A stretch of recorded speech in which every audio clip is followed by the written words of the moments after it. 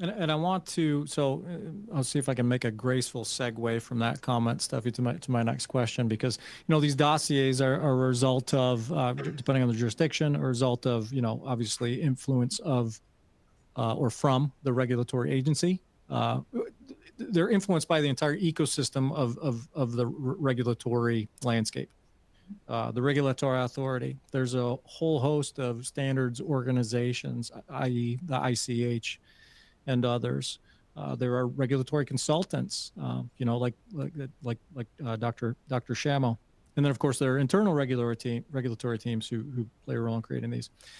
So I want to peel up a couple of layers to get a better understanding around the organizations weighing in with regulatory guidance, and which of those guidelines or initiatives are most directly impacting the CMC team. So, whether we're talking ICH or otherwise, and I want to learn about those. I want your input on that. What guidelines or initiatives are most directly impacting the CMC team? And I throw that out to either one of you who wants to start. Steffi, why don't you start? Sure, and I think you have probably a whole lot more to add. I mean, I was thinking and preparing for this, what have actually I experienced in my career. And there are always some guidelines that I remember always going back to. Now, I can name some, and I'm happy to do that, but they change, right? Because there's always new guidelines also coming out.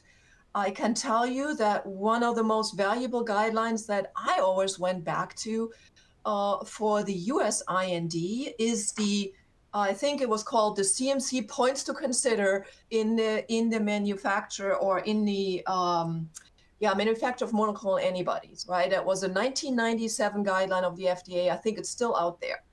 There was so much of a wealth of information in there. It directly connected also to a whole range of the ICH quality guidelines for biologics, because many of those are also, frankly, now over 20 years old, right? So that, again, I think points back to you can never sit still because there is new guidelines coming out. I give one other example, and then I hand the baton to Steve, is the biosimilar guidelines, right? And so this whole ecosystem that you mentioned, Matt, is also influenced by things like that. And the biosimilar guidelines, when they came out from any of the agencies, certainly Europe and the US, have actually had trickle-on effects on expectations for comparability, on expectations for analytical testing requirements, not just for biosimilars, but also for new innovative products. So I think it's really important to take your own initiative, right? And to be aware of what is currently being worked on and to really read the guidelines, right? It's not actually that hard, but how many people actually do?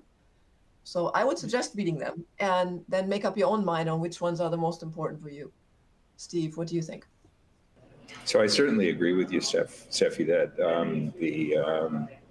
the points to consider on monoclonal antibodies was just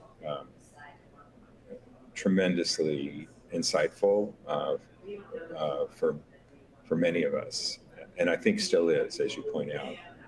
But to answer the question, I think the guidances that we find we're referencing most frequently are probably Q7, Q8, Q10, and Q11.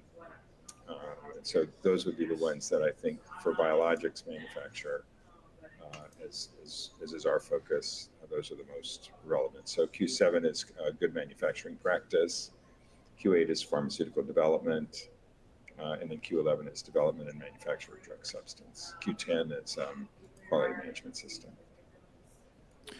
When you say you're referencing those most often, Dr. Chamow, are you saying in terms of like just head-on addressing the needs of your clients, I guess the gaps or the weakest spots on your client's behalf? So yeah, the advice that we provide and the programs that we will put in place or that we will recommend to put in place for clients will be informed from the requirements as we see them spelled out in those guidances. And we will help to interpret what aspects of those guidances are relevant. I mean, this is really where somebody who has some experience in the area adds value to a sponsor. Is that you can read the guidance, as Steffi says, but if you don't know how to interpret it because you don't have enough experience for your own product, it's you kind of scratch your head and go, well, gee, who can I talk to about this that will help me understand this? And that's why we and Steffi and others can be useful in this regard because we have the experience and we've done this before and we know how they how to interpret these in a relevant way. Yeah. Quick follow-up question on that. How often give us a sense for sort of the cadence of guidance updates?